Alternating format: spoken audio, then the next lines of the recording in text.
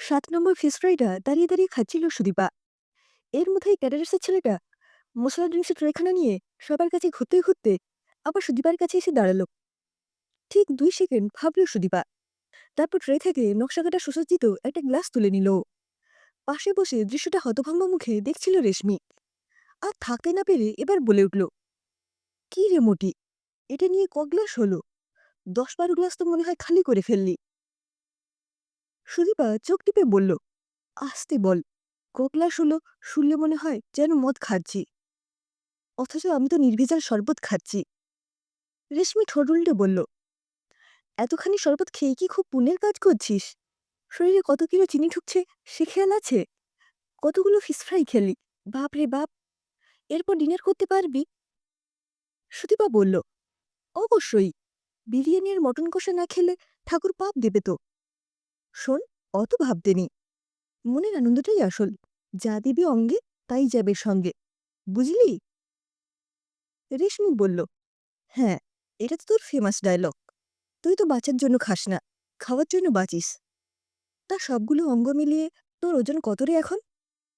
সুদীপা বলল, ওজন ফোজন এখন আর মাপি না, মেপেই বা কি হবে? খাওয়া কন্ট্রোল করে রোগা হওয়া আমার পক্ষে সম্ভব না। নেহা পাশে বসে এতক্ষণ চুপচাপ ওদের কথাগুলো শুনছিল। এবার বলে উঠল, এই রেশমি, সুদীপাকে জ্বালাচ্ছিস কেন? ও খেতে ভালোবাসে, তো কি হয়েছে? কি সুন্দর গোলুমোলু চেহারা ওর। সবাইকে কি হিরোইনদের মতো স্লিম অ্যান্ড ট্রিম হতে হবে নাকি? রেশমি হয়তো কিছু বলতো, কিন্তু এর মধ্যেই ওদের গ্রুপের বাকিরা ওদের ডিনারের জন্য ডাকতে এলো। রাত হয়ে যাচ্ছে, সবাইকে বাড়ি ফিরতে হবে। কলেজ শেষ হয়ে গেছে 5 বছর। কলেজে ওদের 7 জন বন্ধুর যে গ্রুপটা ছিল, তার বন্ধুত্ব এখনো অক্ষুণ্ণ রয়ে গেছে।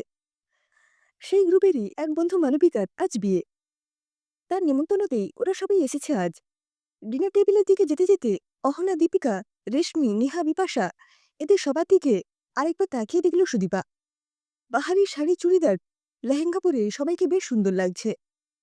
মালবিকের বিয়ে নিয়ে ওদের সবারই এক্সাইটমেন্ট ছিল তুঙ্গে। ওদের গ্রুপের প্রথম বন্ধুর বিয়ে বলে কথা। হোয়াটসঅ্যাপ গ্রুপে নিজেদের মধ্যে অনেক আলোচনা হয়েছে এই নিয়ে। নিজের পোশাকটার দিকেও একবার তাকিয়ে দেখল সুদীপা।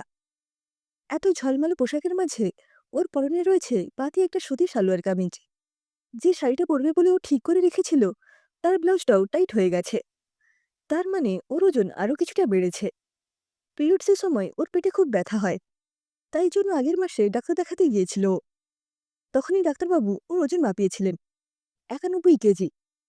যদিও এখন রেশমির প্রশ্নে সুদীপা নিজের ওজনটা চেপে গেল, তাও ডাক্তারবাবু তখন বারবার করে বলেছিলেন ওজন কমাতে। এত বেশি ওজন থাকলে শরীরে অনেক জটিলতা দেখা দেবে। তার শরীরের কিছু সমস্যা ওর আছে বইকি। পিরিয়ডসের সঙ্গে বাসা বেঁধেছে হাঁপানির রোগও। তবে নিজের ওজন কমানোর কোনো চেষ্টাই ওর নেই। এত মোটা চেহারার জন্য আশেপাশের লোকজনের অনেক রকম মন্তব্য শুনলেও ও সেসব নিয়ে মাথা ঘামায় না। ছিপছিপে রোগা চেহারা ওর কোনোদিনই ছিল না।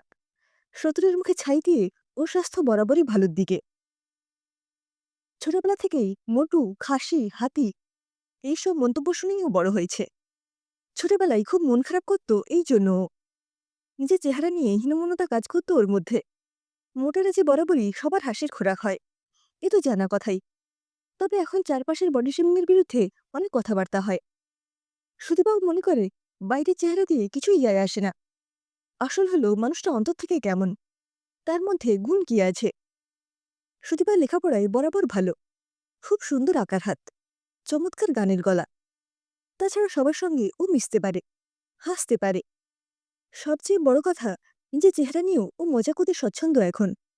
ওর হাসি খুশি স্বভাব আর এত গুণের জন্য ও সবারই পছন্দের পাত্রী। ওর আশেপাশে চেনা অচেনা লোকজনের ওর মোটা চেহারা নিয়ে করা কটাক্ষকে তুড়ি মেরে উড়িয়ে দেওয়ার জন্য ও রোল, চাউমিন, মোগলাই, বিরিয়ানি, আইসক্রিমের কাছেই বারবার ফিরে আসে। মালবিকার বিয়েতে খাওয়াটা হলো বেশ জব্বর। রাধাবল্লভী, ছানার কোপ্তা, ছোলার ডাল, বিরিয়ানি, মটন কষা, রাবড়ি, গোলাপজাম, আইসক্রিম, সব মিলিয়ে জমজমাট ব্যাপার। সবকিছুই একে একে উদরস্থ করল সুদীপা। মিঠে পানখানা চিবোতে চিবোতে ও যখন বাড়ি ফিরল, তখন ওর শরীরে কেমন অস্বস্তি টের পেল ও। খাওয়াটা কি আজ বেশি হয়ে গেল? বুক ঠেলে সব কেমন বেরিয়ে আসবে মনে হচ্ছে যেন। পুদিনহারা আছে কিনা মাকে জিজ্ঞেস করতে হবে। তবে আর জিজ্ঞেস করা হলো না। কোনো মতে জামাটা খুলতে খুলতেই ওকে দৌড়াতে হলো বেসিনের দিকে। পেট থেকে হঠাৎ করে বমি হয়ে বেরিয়ে গেল। যা কিছু আজ পেটে গেছে। ঘাড়ে মাথায় জল দিয়ে বাথরুম থেকে বেরিয়ে এলো। বেরোতেই মায়ের মুখোমুখি। মা জিজ্ঞেস করল, কি রে, বমি হলো নাকি? সুদীপা আর কি বা বলবে, জবাব দিল, হ্যাঁ, খাওয়াটা একটু বেশি হয়ে গেছে মনে হয়। মা গজগজ করে উঠল, তোর খাওয়া কোন সময় বেশি হয় না? বারবার বলি একটু বুঝে শুনে খা। সে কথা কানে নিলে তো। উফ, সেই এক কীর্তন শুরু হলো। কথা ঘোরানোর জন্য তাড়াতাড়ি সুদীপা বলে উঠল, জানো মা, মালবিকাকে আজ খুব সুন্দর লাগছিল। অনেক ফটো তুলেছি সবাই মিলে। দেখাই, দাঁড়াও। ফোন থেকে ফটোর গ্যালারিটা খুলে মায়ের দিকে এগিয়ে দিল ও। মা ফটোগুলো দেখতে দেখতে বলল, বাহ, খুব সুন্দর লাগছে। তা মালবিকার তো বিয়ে হয়ে গেল। বিপাশারও সামনেই বিয়ে ঠিক হয়ে আছে। তুই নিজের জন্য কি ভাবছিস? জোয়ান চিবোতে চিবোতে সুদীপা বলল, আপাতত আমি আমার বুটিকটা যেমন চালাচ্ছি চালাবো। আঁকার টিউশনিতে স্টুডেন্টও ভালোই হচ্ছে। আমার নেক্সট টার্গেট হচ্ছে ক্যাফেটেরিয়াটা খোলা, বেশ সুন্দর করে একটা স্ন্যাক্স কর্নার করা। আর বিয়ে থা, কেউ যদি আমাকে দুবেলা করে বিরিয়ানি খাওয়াতে পারে, তাকে বিয়ে করব। খালি ভুলভাল কথা। ওহ মা, আমি ড্যাম টায়ার্ড। তুমি যাও তো এখন, আমি ঘুমোবো। মাকে ভাগিয়ে দিয়ে দরজা বন্ধ করল সুদীপা। তবে শরীরের অস্বস্তিটা ক্রমশ বাড়ছে মনে হচ্ছে যেন। বুকের মধ্যে যেন চাপ চাপ যন্ত্রণা। ও কি মরে যাচ্ছে? কোনো মতে দরজাটা খুলে ও অস্ফুটে একবার ডাকল, মা। তারপর যে কি হলো আর মনে নেই ওর। জ্ঞান যখন ফিরল, তখন সুদীপা দেখল ও খাটে শুয়ে আছে। পাড়ার কার্ডিওলজিস্ট ডাক্তার অলিক বসু এসেছেন। তিনি জিজ্ঞেস করলেন, কেমন লাগছে? সুদীপা কিছু না বলে মাথা নাড়ল। তিনি বললেন, ভাগ্য ভালো যে হার্ট অ্যাটাকটা মাইল্ড ছিল, তাই হাসপাতালে নিয়ে যেতে হলো না। তবে তোমাকে কিন্তু এখন থেকে অনেক সাবধানে থাকতে হবে, বুঝেছ? তোমার এখন প্রথম কাজ হচ্ছে ওজন কমানো। না হলে যে কোনো দিন কিন্তু বাড়াবাড়ি হয়ে যেতে পারে। সুদীপার মা শঙ্কিত স্বরে বললেন, কি অবস্থা! ওর বাবা থাকে বাইরে। আমি একা কিভাবে যে সামলালাম সব কিছু। এত বারণ করি বেশি খেতে, কোনো পাত্তাই দেয় না। ডাক্তার অলোক বসু বললেন, শোনো মা, জীবনে আনন্দে থাকাটা জরুরি। আর যেই খাবারগুলো খেতে তুমি এতটা পছন্দ করো, সেগুলো আমাদের আনন্দ দেয় ঠিকই, তবে এই আনন্দ যেন পরে দুঃখের কারণ না হয়ে যায়। একজন ডায়েটিশিয়ানের থেকে ডায়েট চার্ট নিয়ে সেটা ফলো করো, সঙ্গে কিছুটা করে এক্সারসাইজ। ডাক্তারবাবু চলে যাওয়ার পরে সুদীপা ওনার কথাগুলো অনেকক্ষণ মনের মধ্যে নাড়াচাড়া করল। মৃত্যু ভয় ওর মনে আলোড়ন ফেলে দিয়েছে। ক্যালেন্ডারে আজকের দিনটা মার্ক করে রাখল। এরপর 1 বছর কেটে গেছে। আজ সুদীপার বাড়ির অনুষ্ঠানে নিজের হাতে চিকেন স্প্রিং রোল আর ফিস কবিরাজি ভেজে সবাইকে প্লেটে প্লেটে সার্ভ করছিল। মালবিকা জিজ্ঞেস করল, এবার তো বল, কি জন্য এই সেলিব্রেশন? সুদীপা হেসে বলল, আগে খেয়ে বল কেমন হয়েছে। এক কামড় দিয়ে অহনা বলল, দারুণ। তুই তো রান্না দারুণ করিস, এ তো সবাই জানে। সুদীপা বলল, হ্যাঁ, আমি খেতে ভালোবাসি আর খাওয়াতেও। তাই বরাবরই আমার একটা নিজের রেস্টুরেন্ট খোলার স্বপ্ন ছিল। আপাতত আমার বাড়িতেই আমরা একটা স্ন্যাক্স কর্নার ওপেন করছি। ডেলিভারি অ্যাপগুলোর সাথে কথাবার্তা পাকা করলাম। ওয়াও, এত ভালো স্ন্যাক্স হলে দোকানের নামডাক তো খুব তাড়াতাড়ি ছড়িয়ে পড়বে রে। সবাই একসঙ্গে হাততালি দিয়ে বলে উঠল। এছাড়া আরও একটা কারণ আছে। আজ আমার নতুন জন্মের 1 বছর হলো বলতে পারিস। সুদীপা বলল। দীপিকা বলল, মানে? এই দেখ, এটা 1 বছর আগের ক্যালেন্ডার। আজকের তারিখটা আমি মার্ক করে রেখেছিলাম। মালবিকার বিয়েতে পেট ঠেসে খেয়ে সেদিন আমি খুব অসুস্থ হয়ে পড়েছিলাম।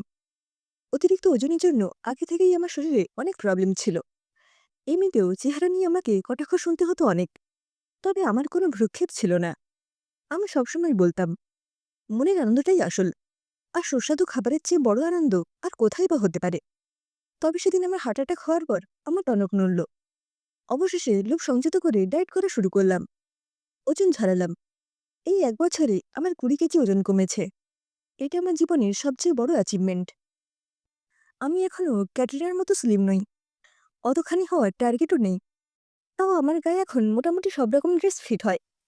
নিজেকে আয়নায় দেখে বুঝি, নিজেকে সুন্দর দেখার আনন্দ, শারীরিকভাবে ফিট থাকার আনন্দ, খাওয়ার আনন্দের চেয়ে কিছু কম নয়।